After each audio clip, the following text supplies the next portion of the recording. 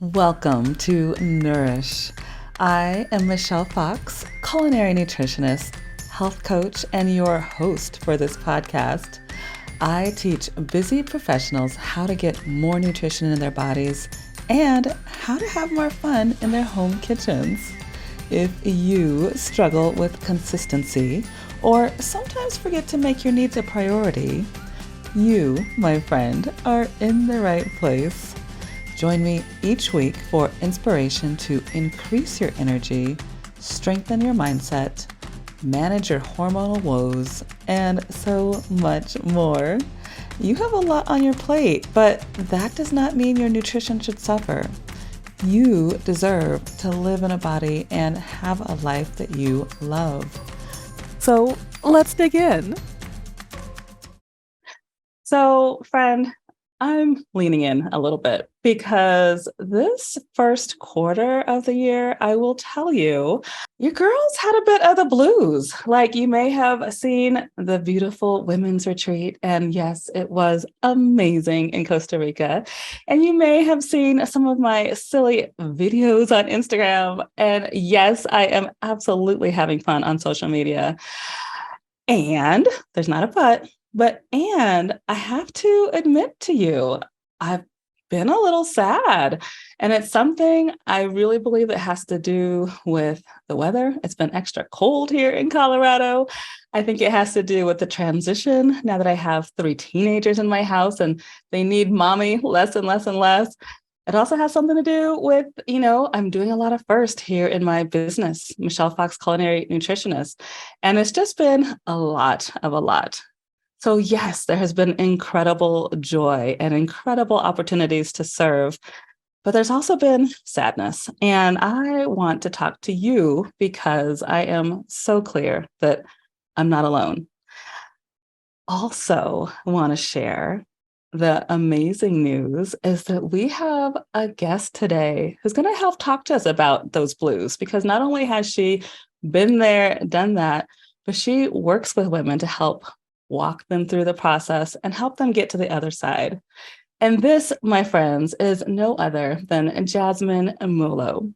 Let me read her bio because I think that'll give you a little bit more color and you'll understand why I asked her to the podcast to chat with us. So, Jazmin is a graduate of the Texas Southern University, and she is a current stay at home mom to three beautiful babies.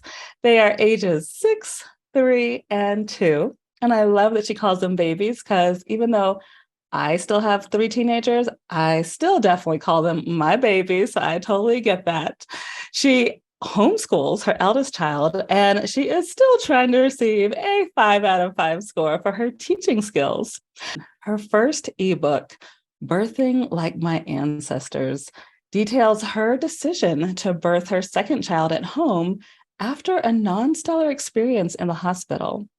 Jazmin's goal in writing the book was to inform women of the choices they may not know are available to them. Jazmin helps overwhelmed mothers remove the superwoman cape. Yes, again, this is why she is here to help your girl as well and ask for help. To do this, she is currently working on creating a community of women on the internet that are focused on parenting through love and not perfection. She understands that striving for perfection creates most of the overwhelm that we feel as mothers. Mhm. One of the best ways to combat that is by having a community to speak with that will encourage your efforts and not judge your mistakes. So, Jazmin, welcome to Healthy, Sexy Nutrition. Wow, it sounds so beautiful when you read it. I was like, oh, this person sounds amazing. Because she absolutely is. I so love the work you are doing in the world, including the work you're doing in your microcosm, raising three babies. That is incredible. Yes. I do want to say, I know it sounds wild when you say 6, 3, and 2.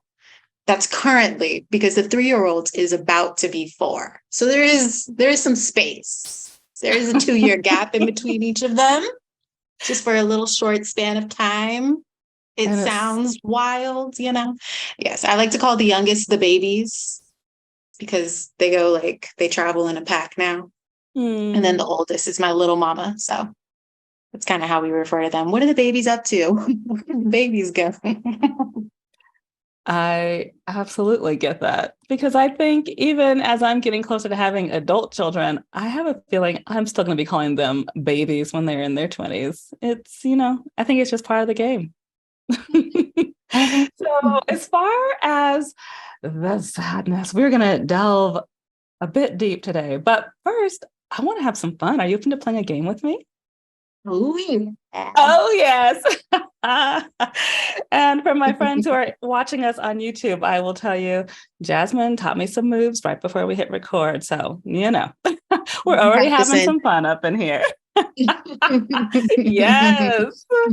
Okay. So, this game is called Rapid Fire. So, quick top of your head. I have not prepared our guests, but let's go. Okay. Okay. So, when I say sweet, salty, or savory, which do you choose? I'm back in my sweet space. I'm back in the sweet season right now. I want all the chocolate. I love the Oatly non-dairy ice cream. So good. So I like to get a little bowl when the kids are asleep. Sneak that in, get mint chocolate chip. So yes, all about the sweets right now. That actually sounds delicious. I like their oat milk, but I've never tried their frozen goodies. So thank you for the tip. I will check them out next time. The bars are really good too. The kids love the strawberry swirl ice cream bar. Mm. Cut that into 3 for Oh, the kids. delicioso.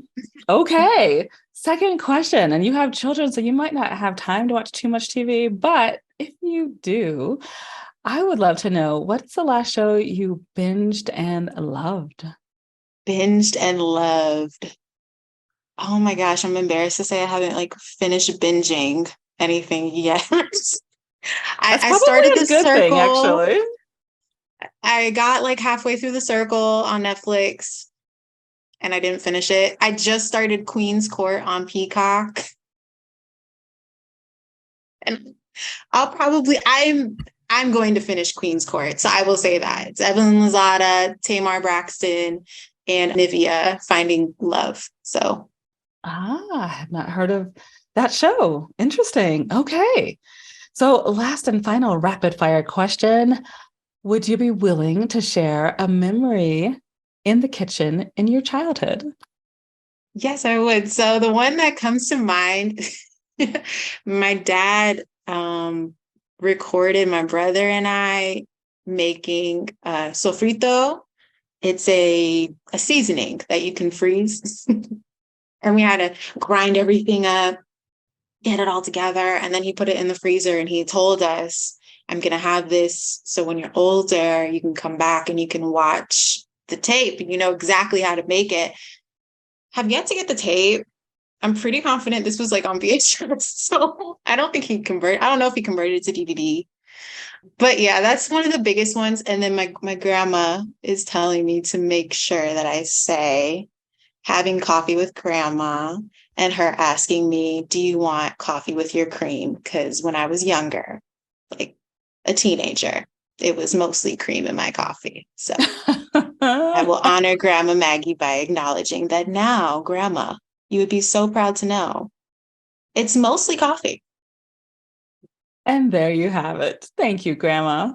That is super sweet. Actually, and going back to your dad, I absolutely understand the intention there. Like, I have compassion for the intention because I know there's probably 1,000 things I have intended to do for my daughter in particular. And, that's out the window, which actually leads straight into the work you do. I love watching you on Instagram and you show these mommy fails and the parent fails. I'm like, like almost everything you say, I'm like, yep, I can relate to that one. Do you have any mommy fails that are fresh that you want to share with us at this point? Just went live and I talked about this. There was spring break this week, and I had planned with our mom group at the library. Oh my gosh, you guys are on spring break. You're on spring break. It's perfect. We'll get all the kids together. Let's go to the Desert Botanical Gardens. They're having community day so we can get in for free. a nice cheap day, all the kids will have time together. And I didn't factor in if they're on spring break, everyone's on spring break, or at least a good chunk of the states. And it was so packed. We got to maybe 3 exhibits. The first exhibit, my kids didn't even want to go in, which we ended up splitting up as a group because to get into the kids section, you had to write your name down and it was on a reservation and it was intense. So my poor kids were like, but I wanted to play with my friends. It was poor planning on my part. So I take full responsibility for that, but I promise them we'll go back, we'll redo, we'll make it up, and we'll get it together. Maybe our friends can like pull their kids from school one day and just go to the gardens. It's a good field trip. And there you have it. And I know out of all of that, the kids have a good story, the least of it. They remember like sitting in the wagon, eating lunch and playing tag in the dirt and using a tree stump as hot chocolate. So all good things still happened. Sounds about right. Wow. Well, it is so easy to giggle with you and to see the light and feel the laughter. I am guessing this has been a journey for you, especially since you've already opened up and let us know that you have dealt with depression. And one of the reasons why I wanted to have you on, because yes, you tend to speak to a younger crowd than perhaps the crowd I speak to. However, the thing that I see that we have very much in common is this mood that can often be affected by hormones, which, as you know, I teach how nutrition can affect the hormones, but I know you've come at it from a few different ways. And so before we jump into tools and how we can help others, would you be willing to share a little bit about your journey through depression? Yes. I will say it has, if I'm being honest, it's been a lifelong thing, little sense, nothing that I ever really felt worthy to admit, I'll say. I always had my struggles, but it got a little more intense with my very first pregnancy, a time that's supposed to be happy-go-lucky, wonderful and beautiful. And I was very excited my first trimester, and I almost said semester, my first semester of pregnancy. Kind of feels that way sometimes, right? My first trimester, everything, was great. And then I hit the second and I had really bad groin pain. And I just felt depleted, like I wasn't getting that energy rush that everyone said. And then by the third, I was really down on myself. I remember even at one appointment, the doctor looking at me and saying, you're just so hard on yourself. I think you just need to ease up. And granted, I wasn't seeing the same doctor every time. I hadn't even seen him every visit. So just in the little bit, and this was me going over my birth plan at the visit, and just from that, he was like, I think you need to breathe. It's not gonna be perfect. But the biggest problem and the biggest part of the struggle was I wasn't saying anything. Nobody knew. My husband didn't know, my friends didn't know, my parents, coworkers. I was having passive suicidal thoughts, driving home sometimes and just being like, oh, I could just get in an accident right now and I won't have to feel like this anymore. And then obviously my logic brain comes in and no, we're not going to do that. It's not just you. It's a 2-person thing. There was other stuff going on as well that added fuel to the fire. I was pregnant at the same time as a coworker who had struggled with fertility, and she lost her baby even while we were pregnant together. So I'm feeling depressed. I'm really having a physically healthy pregnancy, right? Nothing that's going to put me on bed rest. Mentally, I'm breaking. And then I have this rush of guilt of like, how can I even have these thoughts and feelings when this person couldn't even really enjoy the experience that I did? On top of that, I give birth, and I kid you not, it's not an exaggeration. As soon as my daughter became earthside, as soon as I pushed my daughter out, I felt the depression just lift off of my body. The Mm. weight just, I felt a huge weight off of my shoulders. I felt light. I felt free. I felt happy. And the whole time I was worried, like she's going to be born and I'm not even going to enjoy the moment. And do you think that was like a hormonal rush in the moment? Like, was it physical or do you think it was mental or both? I think it was all of the above. I think all of the hormones that go on during pregnancy, and they don't talk about it. And I didn't know that you could be depressed during pregnancy. I didn't know that this was a thing. I didn't know that this was something that happened to tons of women. So I thought it was just my circumstance because it was something that I had somewhat battled for so long. I was like, oh, I could blame it on certain things. It's like, oh, it's my birth control, or oh, I'm stressed because of what's going on the basketball team, or my boyfriend is stressing me out. That's why I feel this way. But when it's something that's supposed to be so beautiful and life changing, you just can't. It can't be that. Right. And then it's followed by a stay in the hospital that takes forever, and nurses who don't really want to help, but who give me a survey, postpartum survey. I won't say that it's nothing that they don't give to anyone else, but I will say I've yet to meet someone that's had this survey. Oh, I tell us answered more. honestly, Okay. and I was met with a social worker in my room who asked me things like, do you have insurance? Do you have a job? Are you married? Like, what does this have to do with feeling sad? Then it's a team of doctors and nurses that follow. She gives the okay. Oh, this looks like a happy home. Everything should be fine. And then they all come in. Oh, well, at your 6th week, we'll check in with you. If you need anything, you call us. If we need to go on medication, we'll go that route. And I'm just like, I feel like this went a little backwards. I feel like there should have been a little more community first instead of, can she keep her baby? That's at least the vibe I was getting. Like, can she go home with her child first, and then we'll see if we can help her? Which cut to why after that I was like, yeah, I'm good off the hospital. Like, guess I'm good. I'm Yeah, that good. Like, we put sounds the baby in the car traumatic. seat, check to go home, and she came in. She looked. She was like, yeah, that doesn't look right. Okay, well, can you tell me how to fix it? Like, I don't know what I'm doing. And, that's so a lot. So it sounds like And your then I first thought I was child going to be was great born. after that, It sounds like second you're, pregnancy. Oh, I got this. And then I got the baby blues after having my second. So again, another, as you already know, another hormonal change. Yeah. So it sounds like the first birth was traumatic because you had the depression while you were pregnant, mostly due to, or most likely due to hormones. And then when the baby came, it sounds like a very cold environment in the hospital. And then the second child, was it similar hormonal issues while you were pregnant? Well, it was great. It was a smooth pregnancy. I felt a lot better. I think I felt more prepared for it. I kind of was waiting for it to happen.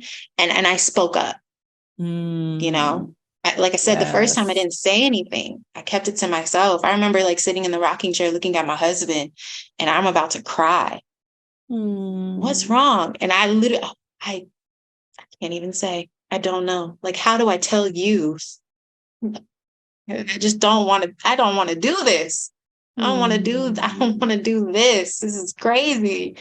Don't make me do this. But the second time around, I just made sure if I'm tired, I will let him know I'm tired. Like, I need rest.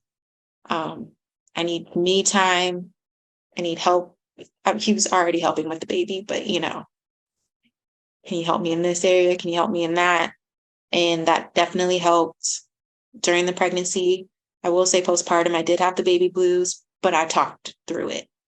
good. And when you say you talk through it, are you talking to a therapist? Are you talking to a husband, friends? Who are you talking to? My husband, and when I mean I said I talked through it, Michelle, I was saying what I was thinking, and it wasn't Mm, always pretty. I love my baby girl. I have to say this before I say what's about to be said. I love my child. I love her. She's literally mommy's girl. My second child is, you won't, I'm sure you've seen her. We did 6 months of calls. If any kid came, it was always her, right? And I remember I told my husband, like, I just want to hang out with our oldest. I know exactly what she wants. I know exactly how to handle her. Like, I don't know what to do with this baby. And at this point, it's just a nuisance. It's Hmm. like, don't say that. I'm like, I just need to get it out because if I don't say it, it's going to get worse. I just need to like let you know this is how I feel. I know that it'll get better, but in this moment, this is hard. It's really hard. And I didn't know it was going to be this hard. So got through it. And like I That's said, amazing. she's my baby. Yes, she is. And I'm so curious, how did you learn those tools or how did you find that sense for self-advocacy? I think it was just more of it's not working what I'm doing currently. So maybe I should just try like the other extreme and see what happens. Good for you. Good for you. And it also speaks to your relationship that you all have built this strength where your husband can be strong enough for you. And we already know you've been strong enough for him. I think that's a fair assumption, just being in a female body. I believe that's the way we've been conditioned in this world. So I want to talk more about when did you know that it was time to make a new choice? Because I know a lot of people who struggle with depression, there can actually be an addiction to that sadness. Like it's, as you, to your point, you said, I've been feeling it for so long. It's been part of my life, like very similar to sugar addiction or gambling addiction, like really any addiction. Depression can be an addiction for some of us who are like, well, at least this is what I know. Like this is familiar to me. So how did you know when like enough is enough? I want to make some changes. Mm. For me, it was seeing how it affected everyone else. And I don't recommend that because I do want to say that any change you make should be the change that you want to make for yourself, because that's how you stick with something. But being sad and seeing that I can't fully parent with love because I'm sad, like it makes me, I'm on edge. I don't like snapping at my kids. I don't like going through a day where I don't even want to see my husband because then he might want to have a conversation and I don't want to talk. And that's not fair to him because we already can't talk over these kids. Right, right. Trying to talk over a scream is like, why did you say? Mm-hmm. But then I want to go a whole 24 hours without speaking to him. So I had to figure something out. And I didn't want to I wasn't journaling enough. So I just thought, maybe if I just say it, don't spray it, just speak it out, that will help. And then maybe it won't take it away completely, but I can get over it faster. Like Mm-hmm. that would be good. And as you said, for something that's going on my whole life, it's still something that I struggle with. I've been logging my cycle Good. recently, for the past year, and I'm seeing like, oh, okay, those like 10 days before, those are I call it low motivation days where sometimes I don't even want to get out of bed because laying down seems so much easier. But going into it, being prepared for it, I can say like, okay, well, on those days, maybe do a light workout, maybe drink a little bit more water. Um, I've noticed that heavy foods doesn't feel good on those days for me, physically. Even like I hold it even more in my body than on a normal day. Bloats, cramps, everything. So it's, yeah, like I said, it's not something that I completely gotten over. Still struggling with it today, but I'm finding ways, making slight adjustments to make it better for myself and for my family. I Feeling sad isn't fun. I know you can get used, it can be comfortable, as you suggest.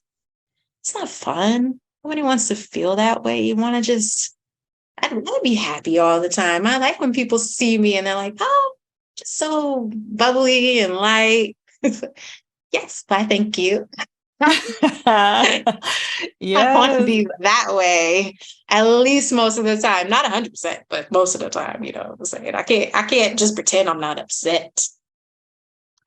And I think it's absolutely powerful that you are this age and you have this much awareness over tracking your cycles. I think that in itself is a lesson to listeners who are with us today, because I think when you know that, like you said, 10 days before your period, you're going to be low ebb.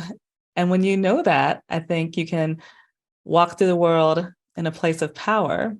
For the people in my community who may not have their wombs any longer and or are menopausal and they're not bleeding anymore, I strongly recommend tracking your cycle with the moon. That's actually what I do because I am in menopause and I'm no longer bleeding. And very similar to what you're saying, I can tell it's usually when the moon is waning. That's when I like get very quiet and similar to what you're just saying. I don't want to talk to anybody. Compared to the full moon, I'm like, okay, where are my people? Where are the cameras? Where's the light? I'm ready to share my message. And so it's been a relatively new practice, but I would say probably a solid year now. You know, I have my journal, I have the new moon and the full moon on my calendar, and I journal, or excuse me, I track when I want to do certain activities. And I can tell you, it's a more powerful position to be in. So whether you're bleeding or not, I think there are tools that can help us be more of who we want to be in the world. Yes. I love how you said planning activities around it too. That's important. Something we miss out on is like if you know when your worst, well, your hardest day is gonna be. Yes. Don't put that day as the day you're gonna get on a 10-hour flight with that layover with the kid by yourself. That's probably not the best day to plan that trip, right? That is asking for unnecessary pain for sure. If you can control it. I know we can't always control these things, but where you can, I strongly recommend just trying, just trying. Let's make our And lives so, easy. and so now speaking of children, you actually wrote a book about birth. I want to know more about that. Yes, Birthing Like My Ancestors is my first ebook. So it goes a little bit more in depth into my hospital story and that situation that happened, everything leading up to it. So the hospital and it not being a great experience, leaving that and saying, I think there might be another option. I had overheard a coworker say something about a birth center, and I kept that in my backlog memory. And I looked that up, did my Googles, and I transitioned. So I talk about the differences between the two births, positives and negatives, both births, uh, and what I would have done for my first birth if I could do it over, because I'm not anti-hospital whatsoever. I tell any person who's pregnant for the first time, get the epidural. Interesting. It's Interesting. amazing. But you birthed twice naturally. I did get the epidural. Wow. So your first two births, I just need to pause for that for a moment. When you say naturally, does that mean you had zero drugs for your first two births? Yeah, when you birth at home, you can't do drugs. There's no drugs available for at-home births. They won't allow midwives to use anything. If you do go into the birth center, you can use what's the gas? Oh, that's Is it like that's nitrous oxide? nitrous. You can use, thank you. You can use nitrous gas at the birth. You birth at home, you got nothing but a pool. Woo. Oh boy. Yeah, Oh, yeah. I will praises say, to all the mamas birthing babies. My goodness. and I got an epidural the first time around. I talk about that because that's also a funny story. It's Share funny. it. We have time if you want to share. The nurse that I got for because everybody's switching, the staff is changing, but the nurse who was supposed to help me during the epidural portion, she was transitioning into labor and delivery. She hadn't done labor and delivery before, so this was her first time assisting in an epidural, and she was nervous, very obviously nervous. Oh no. Anesthesiologist, he sounded like he knew what he was doing. So I was like, okay. And all she has to do is hold my shoulders. I'm like, listen, whatever y'all got to do, make the pain go away. And then I'm leaning forward, and all I hear, because he tells her, okay, you're going to give me this vial first. We'll just give it a letter. That's the A vial. B vial goes second. Just give it in that order. That's your only job. Give it to me when I say A. When I say B, give me B. She's like, okay, cool. And I'm leaning over, and all I hear is, nope, not that one. Oh, I'm sorry. no, you do not want to hear that as a mama. Oh, Jazmin. I was like, girl, it's okay. First day on the job, we all make mistakes. So Those things happen. you had the presence of mind to bring humor to the situation. Yeah. You're gonna laugh about Kudos. this one day, Ooh. Oh boy.